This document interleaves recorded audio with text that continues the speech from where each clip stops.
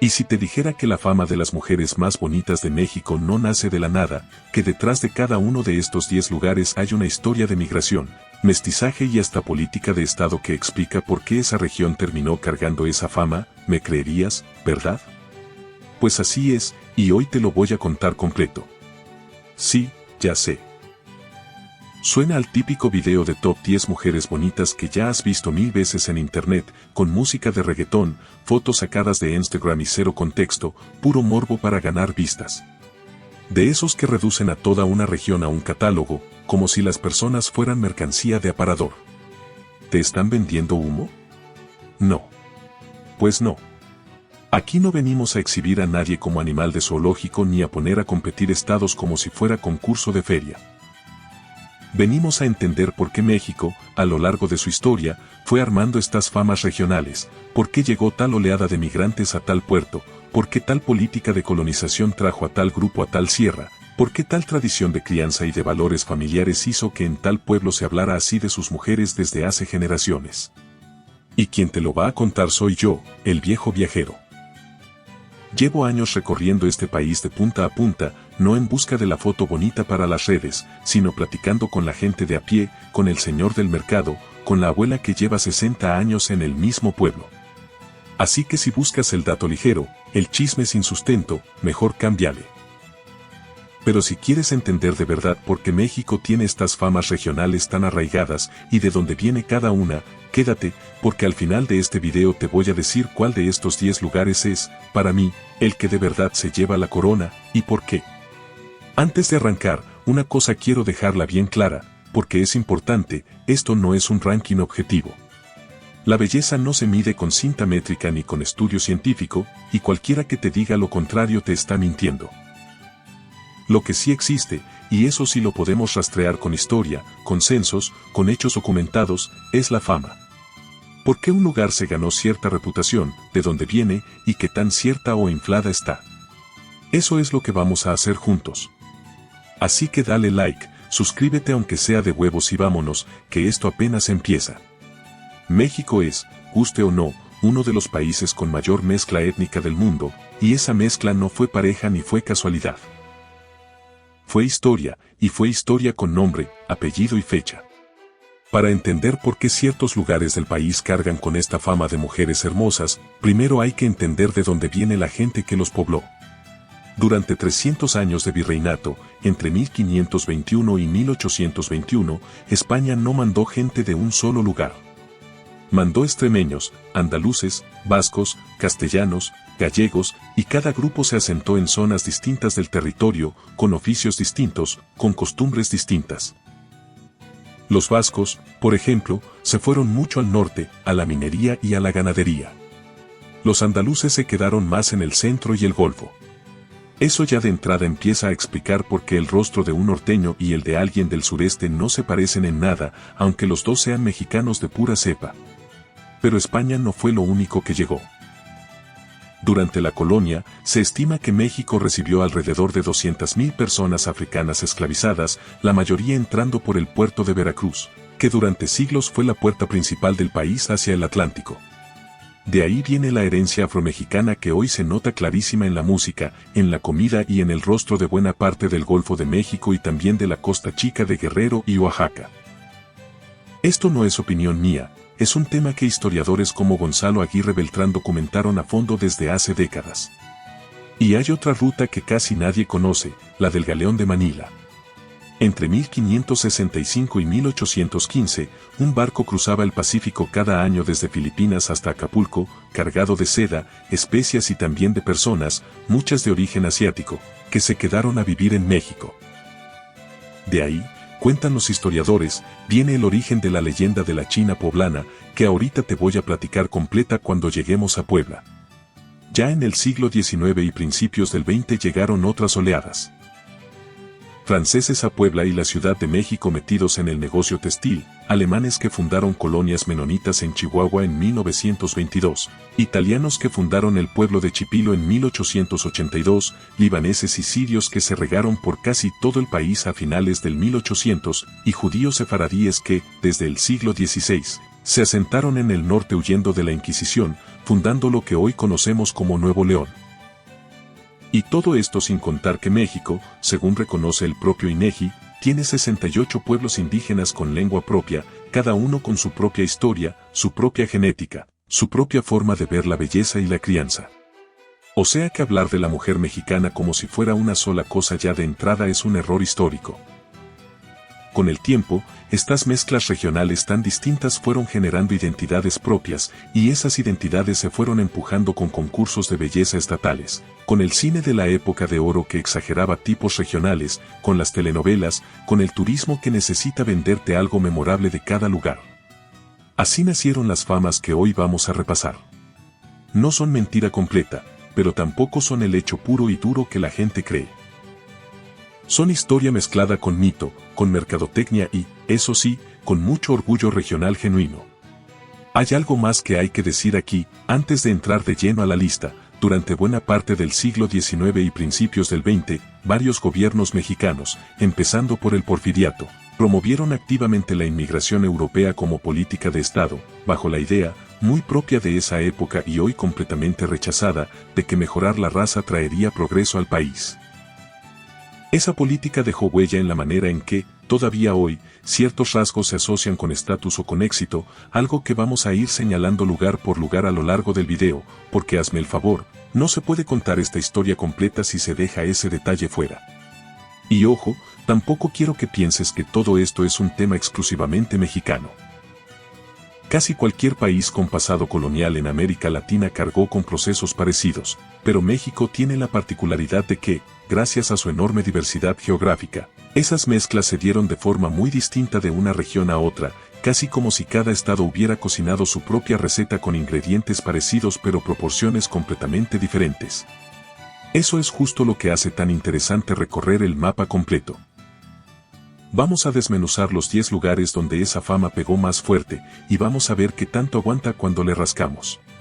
Vámonos entonces al lugar número 1, Mazatlán, Sinaloa, en la costa del Pacífico mexicano, a poco más de una hora en avión desde la Ciudad de México o unas 12 horas por carretera. Es un puerto de clima cálido y húmedo casi todo el año, con playas abiertas al Pacífico y una población en la zona urbana que ronda los 500,000 habitantes. Su fama no viene de un mito suelto, viene de una fecha concreta, 1898, cuando un grupo de comerciantes y familias de la ciudad organizó el primer carnaval de Mazatlán, hoy considerado uno de los 3 carnavales más importantes del mundo, junto con el de Río de Janeiro y el de Nueva Orleans.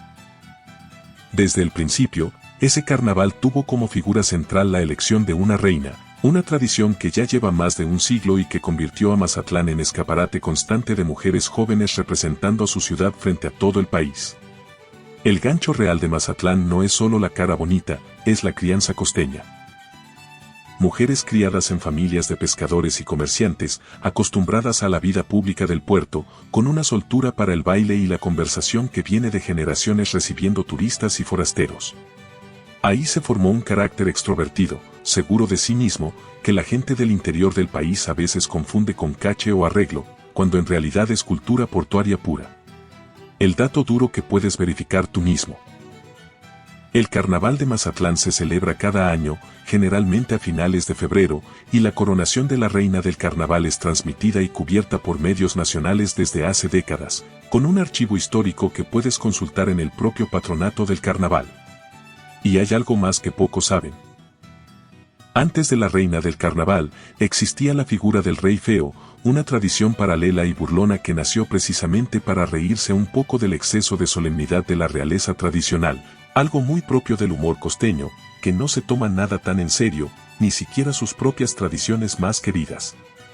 Esa mezcla de orgullo y autoburla es, para mucha gente de Mazatlán, más representativa de su identidad que cualquier corona. Ahora la realidad cruda, porque aquí no venimos a venderte folleto de agencia de viajes. Sinaloa es también un estado que ha cargado durante años con estigma por la violencia asociada al crimen organizado, y eso ha hecho que la estética asociada a ciertos sectores, maquillaje exagerado, cirugías, un tipo de arreglo muy particular, se mezcle injustamente con la fama más antigua y más genuina del carnaval y del puerto. Mucha gente de Mazatlán te va a decir, con razón, que están cansados de que los reduzcan a ese estereotipo, cuando la verdadera raíz de su fama es un carnaval con más de 125 años de historia. ¿Tú conocías el origen real del carnaval de Mazatlán o solo la fama sueltita que corre por ahí? Vámonos al segundo lugar, que la cosa se pone interesante. Número 2. Los Altos de Jalisco, una región que agrupa varios municipios como Lagos de Moreno, San Juan de los Lagos y Tepatitlán, al oriente del estado de Jalisco, a unas 2 horas y media en carretera desde Guadalajara. Es zona de altiplano, clima templado y seco, tierra de agricultura y ganadería, con pueblos que en conjunto suman varios cientos de miles de habitantes. Aquí el origen histórico es un tema que los propios antropólogos mexicanos han estudiado con curiosidad. Durante la colonia, Los Altos de Jalisco recibió una colonización española particularmente concentrada de familias castellanas y vascas en una zona que por su aislamiento geográfico, rodeada de barrancas y sin grandes rutas comerciales, tuvo durante siglos muy poca mezcla posterior con otros grupos. Eso generó, según explican investigadores como el antropólogo Guillermo de la Peña, una población con rasgos europeos marcadamente conservados, cosa poco común en el resto del país. El gancho central de la región no es solo el rostro, es el carácter. Los Altos de Jalisco son tierra profundamente católica, conservadora, de familias grandes y tradicionales, con una crianza que valora muchísimo el recato, la palabra dada y la vida en comunidad. De hecho, de esta región salió buena parte de los llamados cristeros, en el levantamiento religioso de 1926 a 1929, lo que te da una idea de qué tan arraigada está la identidad católica en la zona. El dato verificable. San Juan de los Lagos recibe cada año a millones de peregrinos por la festividad de la Virgen de San Juan, una de las peregrinaciones religiosas más grandes de México, documentada desde el siglo XVII. Y hay un detalle que no todo mundo conoce. Los Altos de Jalisco también es tierra de una migración muy fuerte hacia Estados Unidos desde principios del siglo XX, tanto que hay pueblos enteros de la región donde la economía local depende, en buena medida, de las remesas que mandan los hijos que se fueron a trabajar al otro lado. Esa doble vida, entre el rancho de siempre y el dólar que llega cada mes, es tan parte de la identidad alteña como la propia fe religiosa. Y aquí viene la verdad incómoda de este lugar. Precisamente por ese aislamiento histórico que conservó ciertos rasgos, Los Altos de Jalisco ha sido, en ciertos círculos, usado como argumento de un colorismo bastante feo, la idea de que lo más bonito es lo que se parece más a Europa, dejando fuera de esa conversación a comunidades indígenas y mestizas del resto del país. Eso no es un cumplido a la región, es una herida histórica que arrastra todo México y que aquí se nota más claro que en ningún otro lugar de esta lista. ¿Te habías puesto a pensar en eso, o solo conocías el dato suelto de en Los Altos hay mucha gente güera? Sigamos, que el tercer lugar nos lleva al sureste. Número 3. Mérida, la capital de Yucatán, en el sureste del país, a unas 2 horas en avión desde la Ciudad de México. Es una ciudad de clima muy caluroso, con una traza colonial de calles rectas y una población metropolitana que ronda el 1.000.000 de habitantes, la más grande de toda la península. El origen histórico aquí es clarísimo. La mezcla entre los conquistadores españoles, encabezados por Francisco de Montejo en 1542, y el pueblo maya, una de las civilizaciones más sofisticadas de toda América, con miles de años de historia propia antes de la llegada europea. Esa mezcla, a diferencia de otras regiones, se dio con una permanencia muy fuerte de la cultura maya, que nunca desapareció. Todavía hoy más de 5 millones de personas hablan maya yucateco en la península. El gancho de Yucatán no es un rostro aislado, es un traje entero, el traje de mestiza, con su huipil bordado a mano, sus flores y sus listones, que las mujeres yucatecas visten con un orgullo que se nota a leguas en cada fiesta patronal, cada vaquería, cada jarana. Ahí se ve una crianza distinta al resto del país, mujeres criadas para sostener tradición, idioma y comunidad al mismo tiempo, y eso, más que la cara, es lo que la gente que conoce Yucatán de verdad admira. El dato Saitebel. La jarana yucateca, el baile tradicional con el traje de mestiza, está documentada desde el siglo XIX y hoy se conserva en instituciones como el Museo de la Ciudad de Mérida y se presenta cada domingo en el evento gratuito Yucatán Siempre en Domingo, que lleva más de 4 décadas realizándose. Otro dato que vale la pena. Yucatán, a diferencia de buena parte del país, tuvo una relación comercial y cultural más cercana con Cuba y con Europa que con el centro de México durante buena parte de su historia, al grado de que hasta bien entrado el siglo XX no existía ni siquiera una carretera que conectara la península con el resto del territorio nacional. Esa especie de aislamiento voluntario ayudó a que Yucatán conservara una identidad tan propia, tan distinta al resto de México, que muchos yucatecos, en broma pero también en serio, se refieren a sí mismos primero como yucatecos y después como mexicanos. La realidad cruda. La propia lengua maya, pese a los 5 millones de hablantes, ha ido perdiendo terreno entre las generaciones jóvenes que migran a Mérida, a Cancún o a Estados Unidos buscando trabajo, y muchas familias, por vergüenza o por necesidad práctica, ya no les enseñan maya a sus hijos. Además, buena parte de la riqueza turística que hoy disfruta la península se construyó históricamente sobre el trabajo mal pagado de comunidades mayas en las haciendas henequeneras, una historia de desigualdad que no se puede pasar por alto. Y ya que hablamos de desigualdad, vale la pena recordar que las haciendas henequeneras de Yucatán funcionaron, durante buena parte del siglo XIX y principios del XX, con un sistema de trabajo tan duro que varios historiadores lo han comparado con formas de servidumbre casi esclavista, documentado incluso por periodistas extranjeros de la época como John Kenneth Turner en su libro México Bárbaro, publicado en 1910. Esa riqueza que hoy se ve en las haciendas convertidas en hoteles boutique para turistas viene, en buena parte, de ese pasado de explotación que no conviene olvidar. ¿Sabías que había 5 millones de personas hablando maya hoy en día? Vámonos al norte, que el cuarto lugar tiene una historia que casi nadie conoce. Número 4. Chihuahua, específicamente la zona de Cuauhtémoc, en el estado de Chihuahua, al norte del país, a unas 3 horas por carretera desde la capital del estado y a poco más de 2 horas en avión desde la Ciudad de México. Es tierra de clima extremoso, veranos muy calientes e inviernos muy fríos, con paisaje de sierra y llanura, y una región agrícola que produce buena parte de la manzana y el queso menonita que se consume en todo el país. El origen histórico aquí tiene fecha exacta. En 1922, el gobierno mexicano firmó un acuerdo con comunidades menonitas de origen alemán y ruso que huían de conflictos en Canadá y en Europa del Este, permitiéndoles asentarse en Chihuahua con libertad religiosa y educativa. Hoy se estima que viven ahí más de 100,000 menonitas que conservan su idioma, el Plautietz, su vestimenta y sus costumbres casi intactas desde entonces. A eso se suma la presencia histórica del pueblo rarámuri, en la sierra, y una fuerte migración europea posterior ligada a la minería. El gancho de la región es justo esa combinación poco común, comunidades que han vivido lado a lado durante un siglo sin mezclarse del todo, cada una con su propia idea de belleza, de crianza y de familia. Las mujeres menonitas, criadas en comunidades muy tradicionales y religiosas, con roles familiares muy marcados. Las mujeres rarámuri, criadas en la sierra con una resistencia física y una relación con la tierra que pocas culturas conservan igual, y las mestizas chihuahuenses, con ese carácter norteño directo que ya conocemos. El dato verificable: puedes visitar hoy mismo el Museo Menonita en Cuauhtémoc, que documenta con fotografías y objetos originales la llegada de 1922 y la vida de la comunidad desde entonces.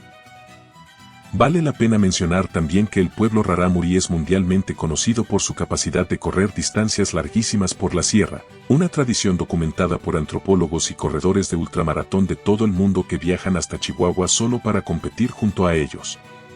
Esa resistencia física, transmitida de generación en generación, es tan parte de la identidad de las mujeres rarámuri como cualquier otro rasgo que se te ocurra nombrar. La realidad cruda de Chihuahua es dura y hay que decirla completa. El estado, y en particular la zona de Ciudad Juárez, ha cargado durante décadas con una crisis de violencia contra las mujeres que ha llamado la atención internacional desde los años 90, con miles de casos de feminicidio documentados por organizaciones de derechos humanos. No lo menciono para ser morboso, lo menciono porque hablar de mujeres bonitas en Chihuahua sin mencionar esto sería una falta de respeto a quienes han luchado durante años por justicia y por memoria. Y es importante decir también que ese mismo estado ha sido, en las últimas 2 décadas, cuna de un movimiento de madres y familiares buscando justicia que se ha vuelto ejemplo para el resto del país y para otras partes del mundo, con organizaciones como Nuestras Hijas de Regreso a Casa documentando casos, exigiendo investigaciones serias y negándose a que se olviden los nombres de las víctimas. Esa fuerza, la de exigir justicia sin descanso durante años, es también una forma de carácter chihuahuense que merece reconocerse. Fuerte lo de Chihuahua, ¿no? Vámonos al Golfo, que ahí el ritmo cambia por completo. Número 5. El puerto de Veracruz, en el estado del mismo nombre, sobre el Golfo de México, a unas 5 horas por carretera desde la Ciudad de México o poco más de 1 hora en avión. Clima tropical, húmedo, caluroso casi todo el año, y una ciudad portuaria de alrededor de 600,000 habitan de entrada de México al mundo desde hace 5 siglos. El origen histórico aquí conecta directo con lo que te contaba en el bloque anterior. Veracruz fue, durante la colonia, el puerto principal de entrada de personas africanas esclavizadas a territorio mexicano, y por ahí mismo entraron también comerciantes españoles, cubanos y de otras islas del Caribe. Esa triple mezcla, indígena totonaca, española y africana, es la que forjó lo que hoy se conoce como cultura jarocha. El gancho de Veracruz no es solamente físico, es sonoro y es de carácter. El son jarocho, con su arpa y su jarana, el fandango donde toda la comunidad baila el zapateado sobre una tarima de madera, y una forma de ser abierta, parlanchina, alegre, que se nota en cada mujer jarocha desde que aprende a hablar.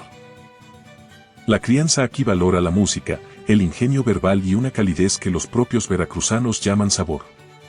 El dato Saitebel, el fandango jarocho y su tradición musical están reconocidos por el Fondo Nacional para la Cultura y las Artes como Patrimonio Cultural Inmaterial de México, y cada año se celebra la fiesta de la Candelaria en Tlacotalpan, Veracruz, documentada desde el siglo XIX, que reúne a soneros de toda la región.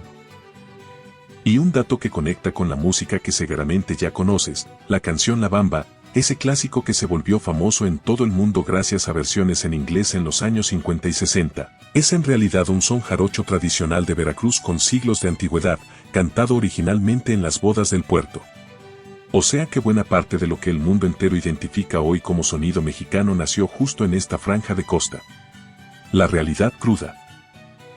La herencia afromexicana de Veracruz, pese a ser fundacional para la identidad del puerto, fue invisibilizada durante mucho tiempo en los censos y en los libros de historia oficiales, y no fue sino hasta el censo de 2020 que México, por primera vez, preguntó directamente a la población si se reconocía como afrodescendiente. Antes de eso, siglos de aportación quedaron prácticamente sin registro oficial. ¿Ya sabías que hasta 2020 México ni siquiera preguntaba oficialmente quién era afrodescendiente? Vámonos al sur, a un lugar que le va a voltear la cabeza a más de uno. Número 6. Juchitán de Zaragoza, en el istmo de Tehuantepec, Oaxaca, al sur del país, a unas 6 horas por carretera desde la capital oaxaqueña o alrededor de 1 hora en avión hasta la cercana Ixtepec.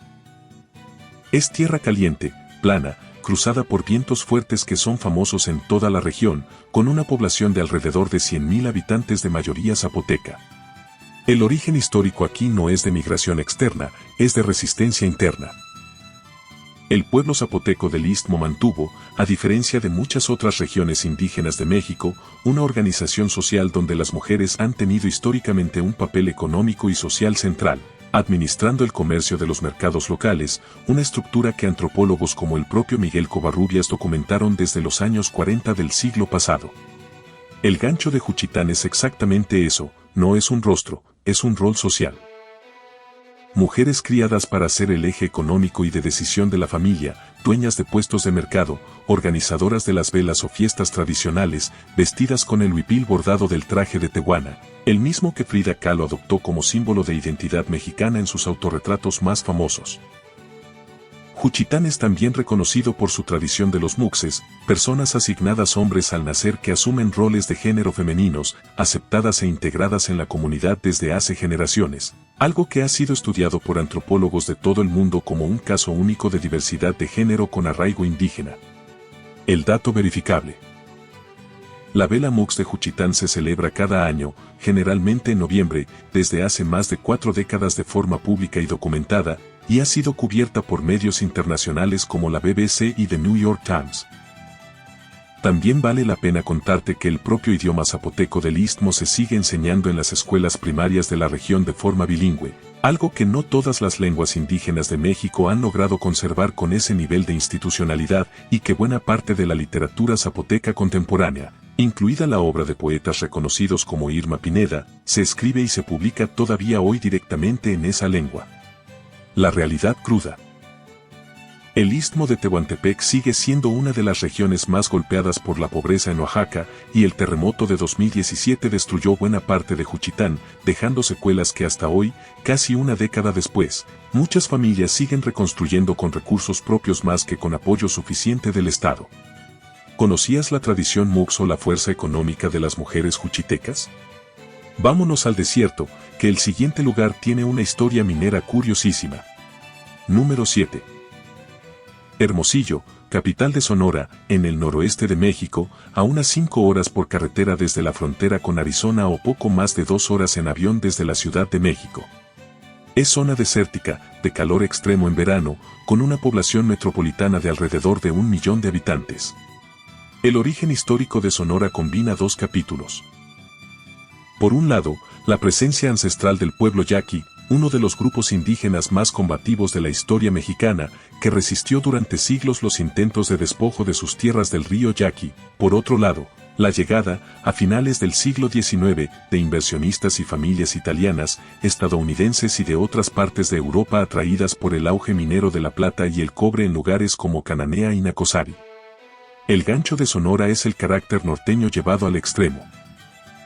Mujeres criadas en un ambiente de ranchos y ganadería, acostumbradas al trabajo físico, al trato directo, sin rodeos, con una seguridad que en el resto del país a veces se confunde con altivez, cuando en realidad es una forma de crianza que viene del desierto mismo, donde no sobrevive quien no es franco y resistente. El dato Saitebel. La cultura yaqui, con su danza del venado, está reconocida por la UNESCO como parte del patrimonio cultural inmaterial que México ha propuesto para preservación internacional, y se ejecuta todavía hoy en ceremonias documentadas en pueblos como Bicam y Potam. Sonora tiene además una particularidad gastronómica que conecta directo con su historia ganadera.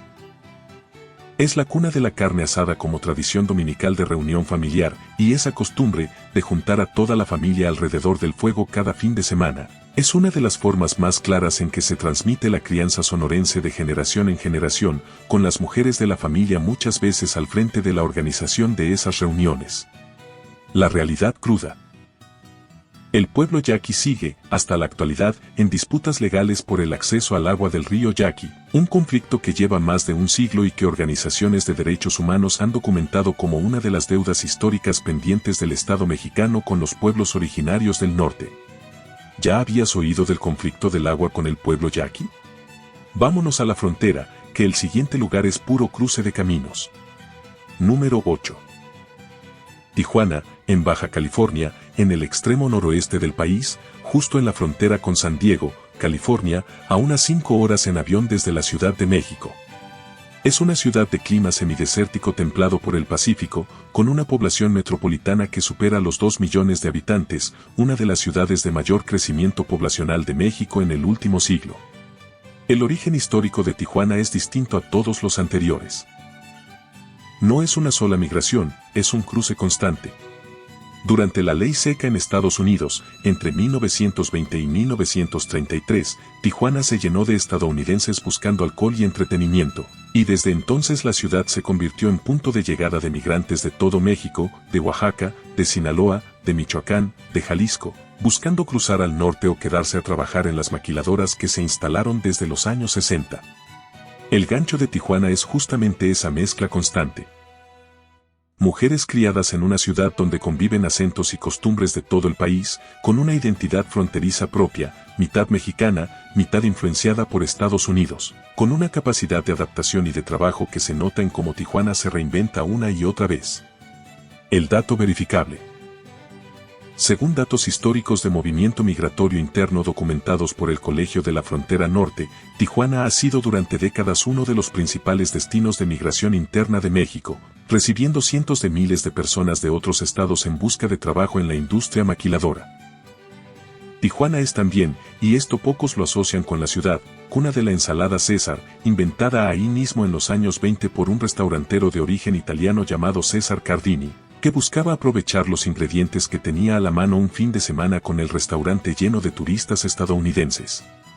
Ese tipo de invención sobre la marcha, mezclando lo que hay disponible de varios lados, resume bastante bien el espíritu de la ciudad entera. La realidad cruda. Tijuana ha cargado también con los efectos de la violencia del crimen organizado en la frontera y, más recientemente, se ha convertido en punto de espera para miles de migrantes centroamericanos y de otras partes del mundo intentando cruzar a Estados Unidos, muchos de ellos viviendo en condiciones de precariedad extrema mientras esperan una resolución migratoria. Y hay algo más de Tijuana que resume bien su historia.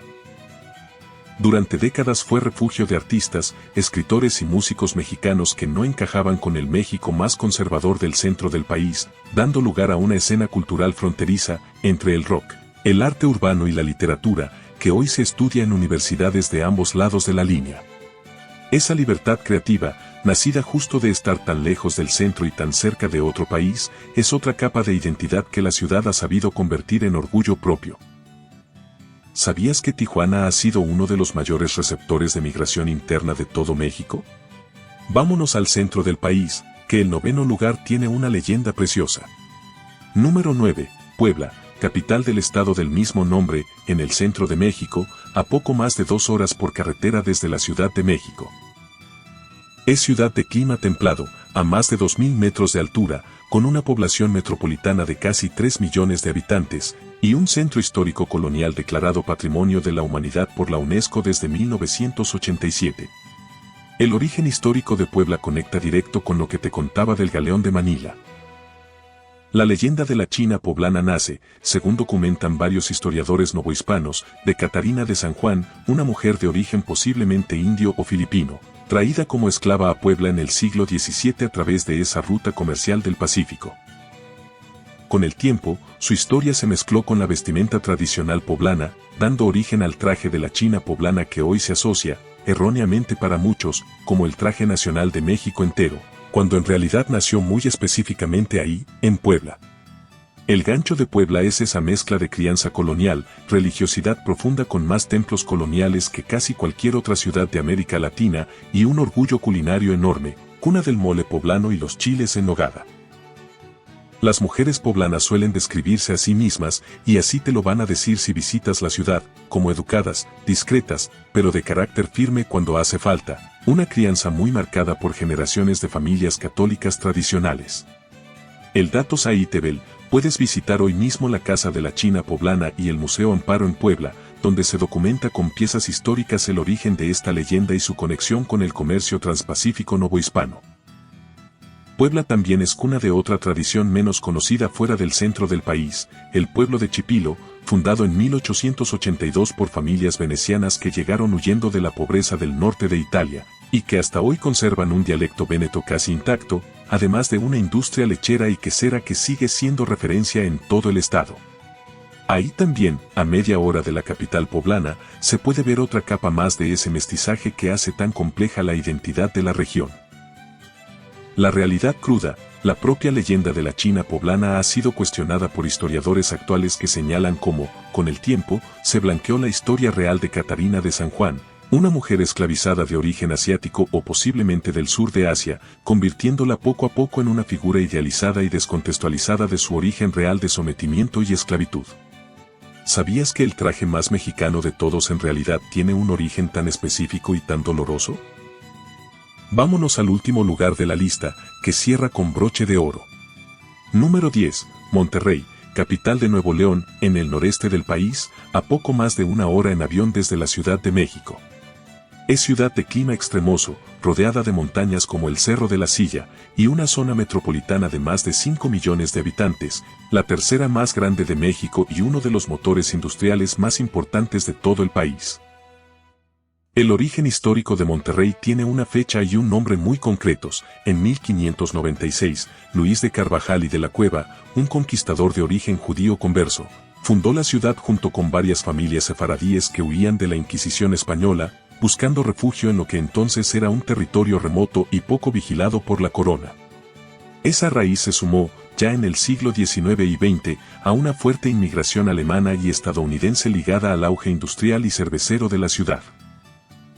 El gancho de Monterrey es el carácter empresarial, mujeres criadas en una cultura que valora muchísimo el trabajo, la disciplina y la superación económica, en una ciudad que se enorgullece de ser la más industrializada de México.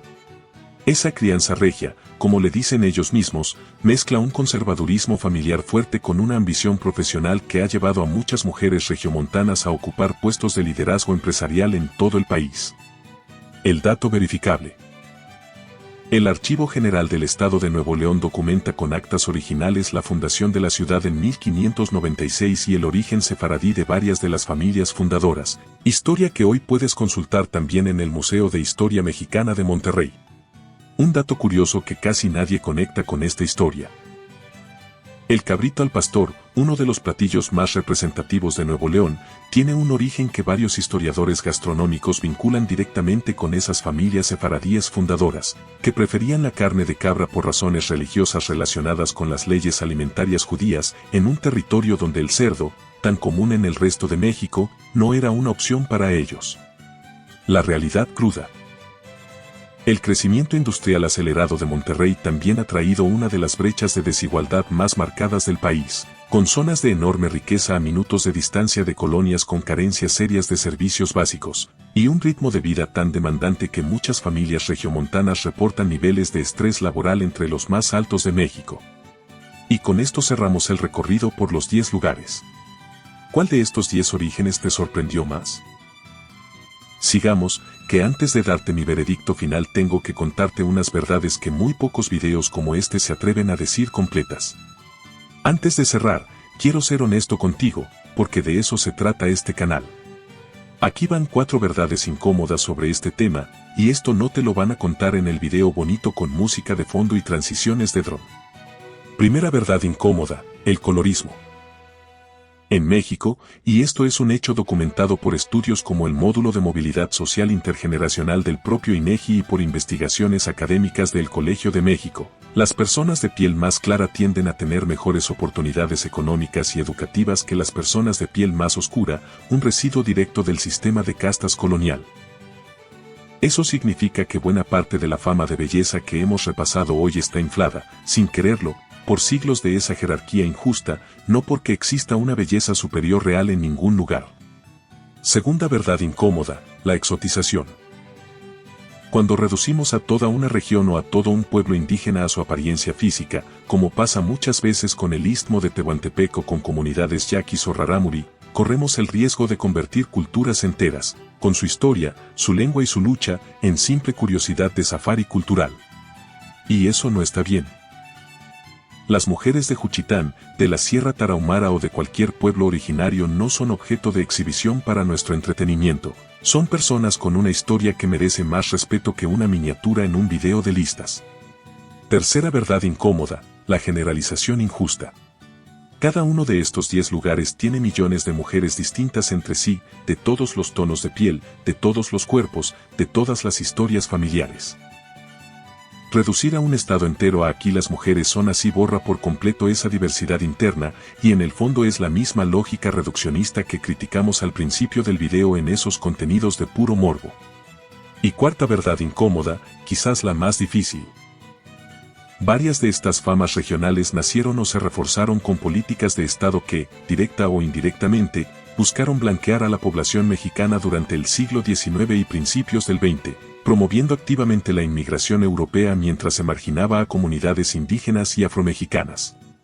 Eso no es un dato menor, es parte de por qué hoy, sin darnos cuenta, seguimos repitiendo esos mismos patrones cuando hacemos listas como esta. Y hay una quinta cosa que quiero dejar dicha, aunque no la cuente como verdad incómoda numerada porque es más una reflexión que un dato, en los 10 lugares que recorrimos hoy, cuando uno rasca la superficie, lo que en verdad sostiene la fama no es la cara de nadie, es la comunidad. Es el carnaval que lleva 125 años organizándose entre vecinos, es la lengua que una abuela le sigue enseñando a su nieta aunque ya casi nadie más la hable, es la receta que se pasa de generación en generación, es la tradición mox que una comunidad entera decidió proteger y respetar. Eso es lo que de verdad debería darnos orgullo como país, mucho más que cualquier lista de las más bonitas. Dicho todo esto, este video no pretende ser un juicio final sobre nadie, ni tampoco una exhibición de curiosidades étnicas. Es un repaso histórico, con toda su fama, su mito y su verdad incómoda incluida. Y bueno, llegamos al final, como te prometí desde el principio. Te dije que al cerrar te iba a dar mi veredicto, y aquí va, con argumento y todo. Para mí, el lugar que mejor sostiene su fama con historia real, sin necesitar inflar nada, es Yucatán. No porque las mujeres yucatecas sean más bonitas que ninguna otra, eso ya quedó claro que no se puede medir así, sino porque ahí la fama viene acompañada de algo que pocos lugares de esta lista conservan igual, una lengua viva, un traje que se sigue usando con orgullo real y no solo para el turista, y una identidad que resistió 500 años sin romperse del todo. Eso, para mí, vale más que cualquier ranking. Y no te voy a mentir, me costó trabajo decidirme, porque Juchitán y su organización social tan particular estuvieron muy cerca de llevarse mi voto, igual que Veracruz con toda su herencia musical. Pero al final me quedo con Yucatán, precisamente porque ahí la fama no depende de un festival de una semana al año ni de una leyenda que se cuenta distinto según quien la platique. Depende de algo que se vive todos los días, en la lengua que se habla en la casa, en el bordado que se hace a mano, en la comida que se cocina igual que hace 100 años. Eso, para mí, es lo que hace que una fama regional se sienta ganada y no solamente heredada. Y ahora te toca a ti, de estos 10 lugares, ¿cuál conocías de verdad antes de este video, y cuál te sorprendió por su historia más que por cualquier otra cosa? Déjamelo en los comentarios, que de verdad los leo todos. Si llegaste hasta aquí, dale like, suscríbete aunque sea de huevos, que en este canal seguimos recorriendo México pueblo por pueblo, historia por historia. Al final, más que mujeres bonitas, lo que hemos encontrado hoy son 10 historias de México contándose a sí mismo. Y esa, para mí, es la verdadera belleza del asunto.